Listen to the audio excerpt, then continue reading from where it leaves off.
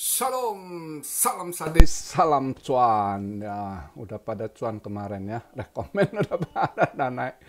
Tapi ya, lihatlah, saya XRP masih nunggu harap-harap tanggal 11 ini bisa tembus $1 gitu ya.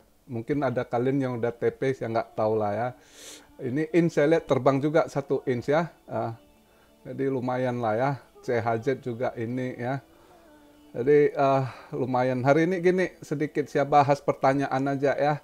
Ada berapa pertanyaan kemarin gitu saya coba bahas ya seputar itu juga. Jadi saya spesial buat video ini untuk bahas soal ini pertanyaan ini. Jadi lain waktu kalau ada new subscriber tanya saya buat judulnya ini nanti suruh dia nonton di sini aja gitu ya. Pertama, selalu banyak tanya soal bearish, kategoris bearish gimana, tanda-tanda bearish gimana. Ya, jadi kita berpatokan bearish itu saat biasanya secara tradisional. Jadi sekarang itu market nggak ada yang pasti ya, nggak ada ilmu pasti. Ya, karena kita ngikut pergolakan market, perputaran market gitu ya. Jadi nggak ada satupun yang pasti exactly gitu nggak ada. Cuma kita ngikuti dari historinya biasanya itu bearish itu jatuhnya di fall gitu ya musim gugur. Musim gugur kapan? Ada yang bulan tergantung negara juga ya. Ada yang di akhir bulan September udah masuk fall gitu ya. Dia biasa bulan 10, bulan 11 udah itu. Jadi exactly-nya bulan 10 gitu ya di antara akhir bulan 9 ke 10 awal November gitu. Itu masa-masa gitu fall. Tapi uh, biasanya bearish-nya ada yang di Oktober, ya kan, ada yang di November, ada yang cepat di September. Dan biasanya market sering crash itu terjadi di September. Nah, ini yang sekarang juga rumor lagi dibahas di mana-mana kan September akan crash ini itu.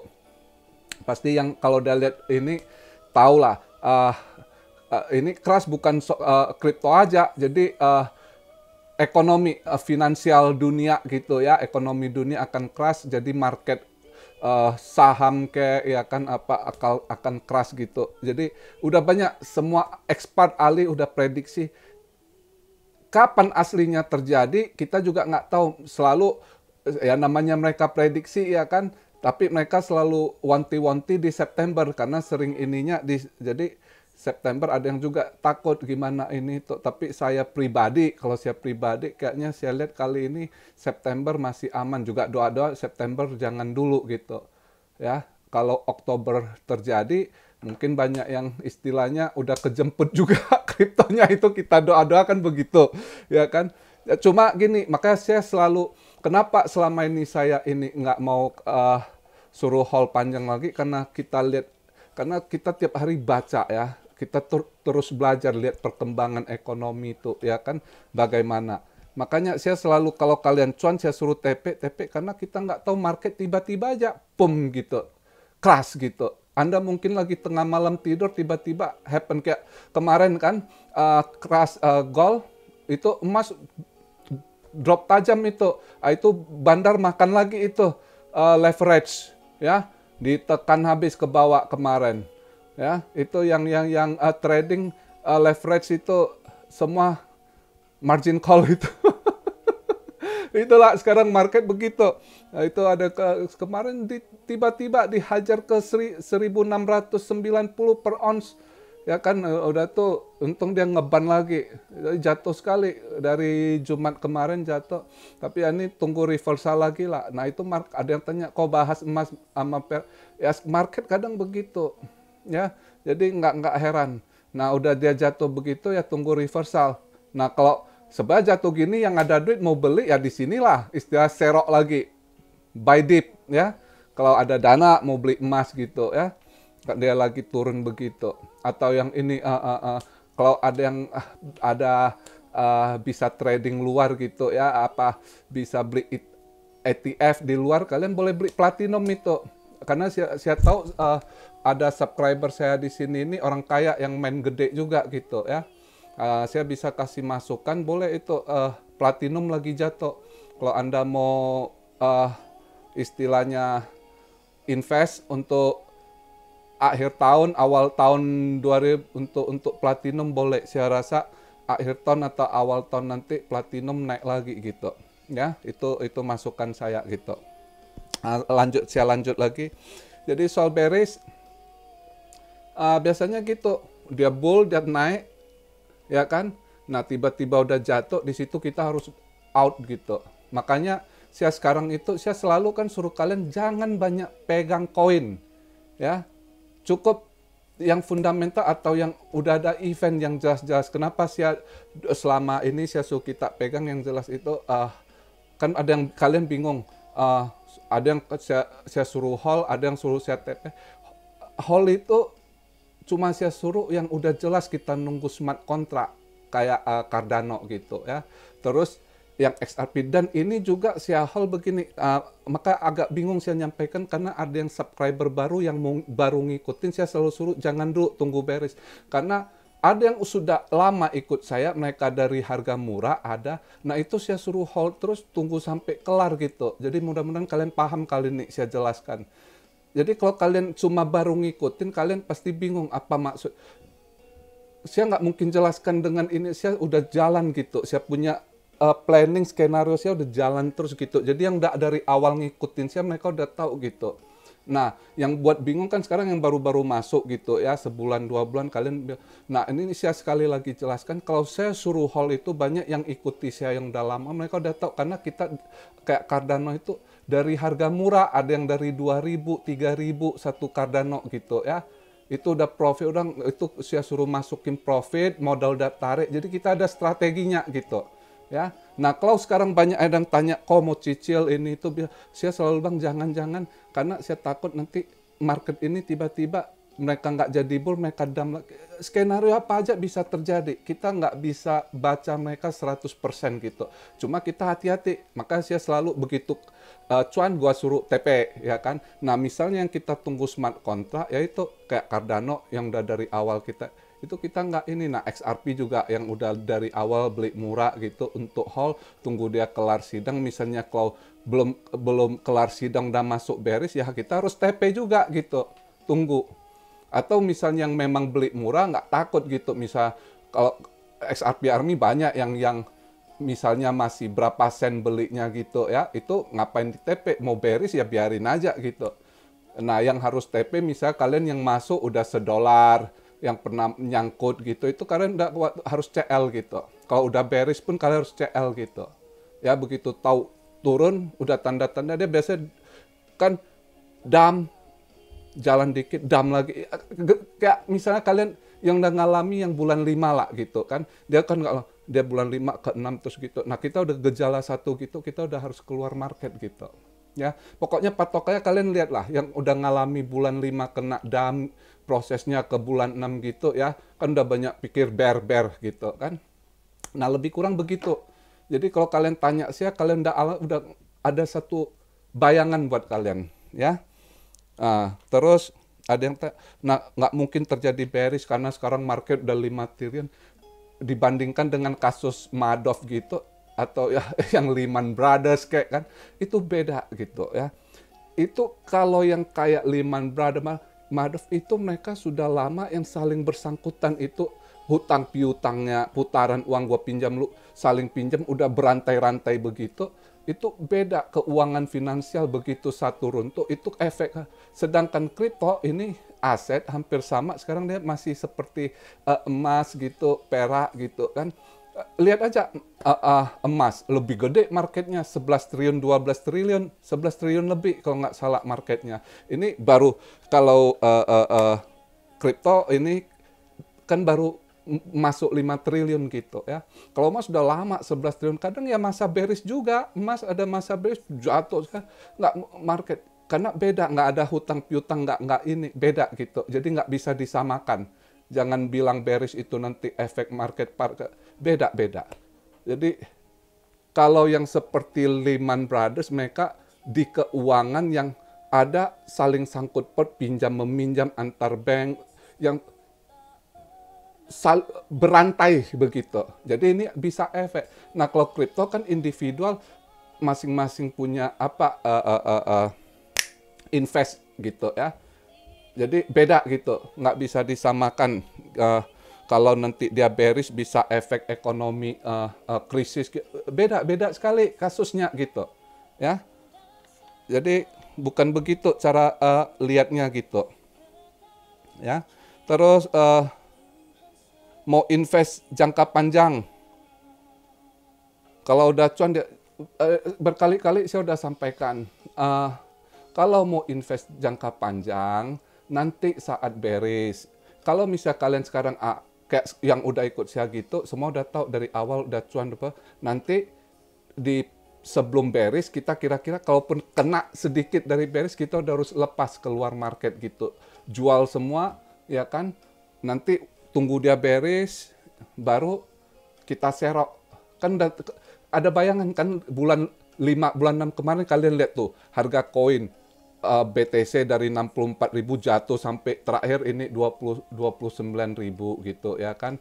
Belum yang lain misalnya kamu punya apa misalnya Octovi dari berapa $70 jatuh sampai $5 $6 kemarin itu. Ya begitu. Nah, saat udah jatuh begitu kalian serok bawa baru kalian invest panjang. Jangan sekarang kalian udah beli lagi udah mulai tinggi, kalian bilang mau invest panjang, nanti kena bearish, duit kalian misalnya 10 juta, itu jadi apa mau invest, tunggu kalian dia jatuh di harga murah, 10 juta kalian bisa beli banyak gitu. Paham ya? Jadi nggak perlu saya ulang-ulang lagi, itu sangat logika, sangat gampang di ini gitu ya. Jadi udah sangat inilah.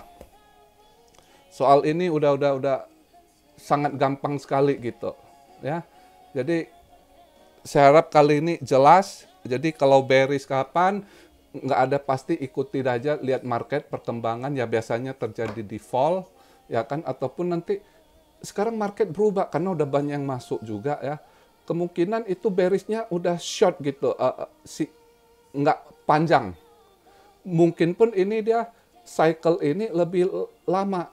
Jadi dia antara pertengahan nggak bear, nggak ya kayak kemarin itu dia mainlah di 34-40 ribu, bisa aja begitu agak panjang nanti gitu ya, baru dia bear lagi. Nggak tahu, nanti kita lihat market, nggak ada yang pasti. Kamu mau tanya semua yang udah expert, udah invest 10 tahun, udah kaya BTC juga kamu tanya dia, nggak ada yang bisa pasti baca market sekarang, karena yang institusi Wall Street saling main gitu ya. Jadi market mau dibawa kemana kita cuma ikutin aja alurnya gitu. Kita sambil hati-hati. Makanya saya selalu ingatkan jangan pegang banyak koin, karena kalau sempat tiba-tiba mereka mau dibuat bear, kalian kalau banyak koin parah sangkut. Kalau kita fokus untuk berapa koin, 3-4 koin, begitu cuan TP dulu, tunggu dia koin. Jadi ini, nah begitu kalau mau long invest nanti saat benar-benar bearish jatuh, kalian serok, udah mau kalian bilang invest tunggu sampai next bulan, bukan 1-2 tahun ya. Saya udah jelaskan berkali-kali, kripto itu bukan kayak kalian invest emas, invest di tanah 1-2 tahun. Dia kena masa bearish, apa yang mau 1-2 tahun, Anda lagi rugi nggak sambil duit gitu ya, kalau dia masa bearish gitu ya. Jadi beda. Paling nggak kalian tuh mau invest kripto tuh harus sampai satu target next bull run gitu ya. Next bull run itu apa? Setelah Bitcoin halving.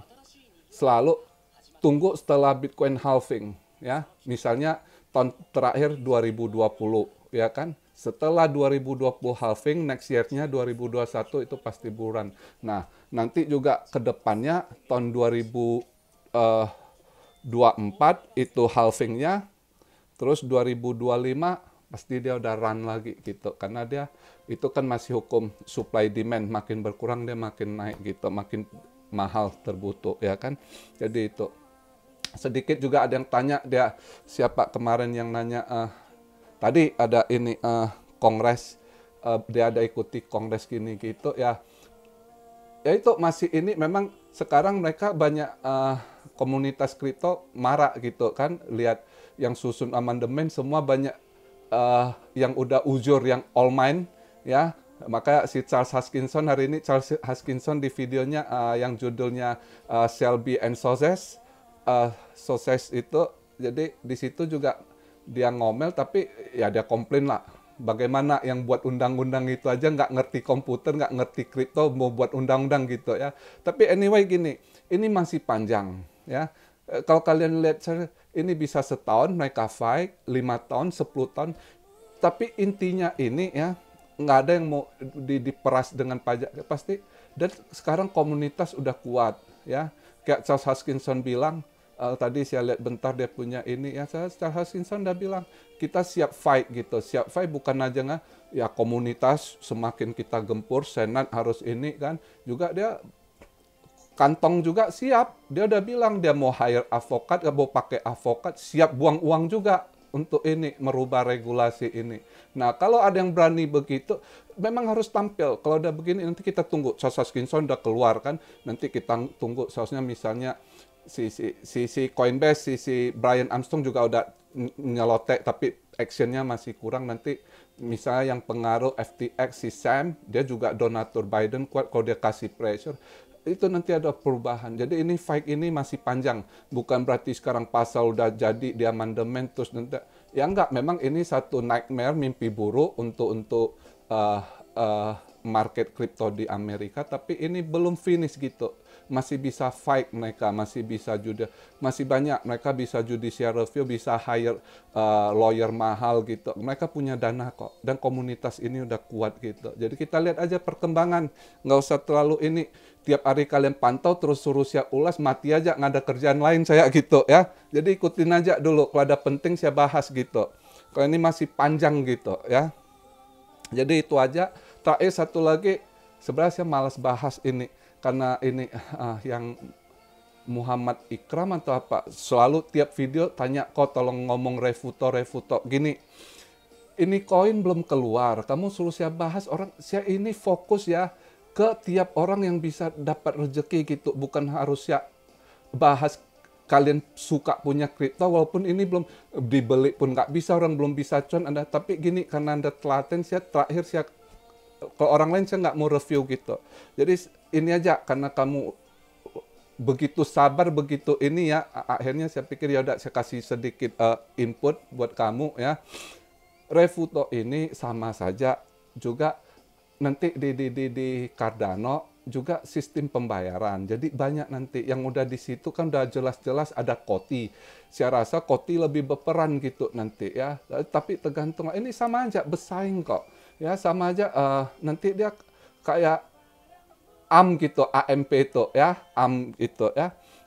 Flexa, cuma bedanya sedikit si Refuto ini dia lebih fokus ke subscription ya. Subscription service di situ dia lebih ini, mereka predik ke depan 2 tahun ke depan 2023 banyak aplikasi sistem pembayaran akan pakai sistem subscription service ini ya. Jadi mereka fokus ke sana. Tapi whatever lah, masing-masing punya ide, punya ini, coba dikembangkan gitu. Tapi saya rasa juga kalau lihatlah mereka berkompetisi gitu ya. Kan saya udah berapa kali bilang ini kompetisi di fintech ini sangat ketat, sangat tergantung siapa punya ini dan disukai siapa. Misalnya aja kita bilang DEX ya, DEX Decentral Exchange itu ya, swap.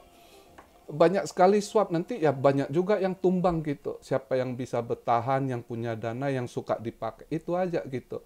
Jadi Refuto bagus, ya lihat aja nanti ke depannya. Tapi boleh, misalnya sekarang Anda tanya, Anda udah beli duluan, Anda bisa dengan swap Anda beli ya, bagi orang yang nggak ngerti, yang banyak siap punya subscriber, gaptek juga nggak ngerti gitu, mereka harap Indodax. Makanya saya kurang mau bahas yang gitu-gitu ya, lain kali saya udah nggak bahas lagi. Ini saya cuma terakhir karena Anda tiap video Anda tanya saya Refuto, ini saya review sedikit ya. Itu nanti juga Refuto ya sama aja kayak AMP itu M gitu ya.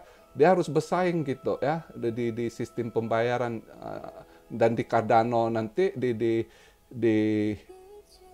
grupnya di Cardano situ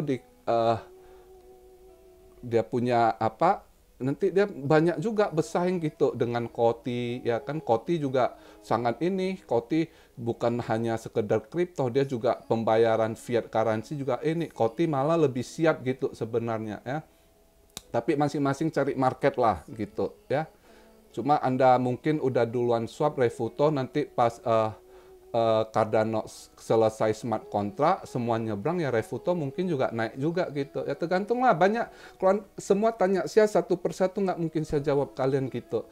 Saya lebih mencondong ke banyak orang gitu, yang semua orang bisa profit. Nggak mungkin Anda dan kalian, bagi yang beli koin, kalian kan udah cek, ngapain harus saya review lagi gitu, harus siap iniin ya.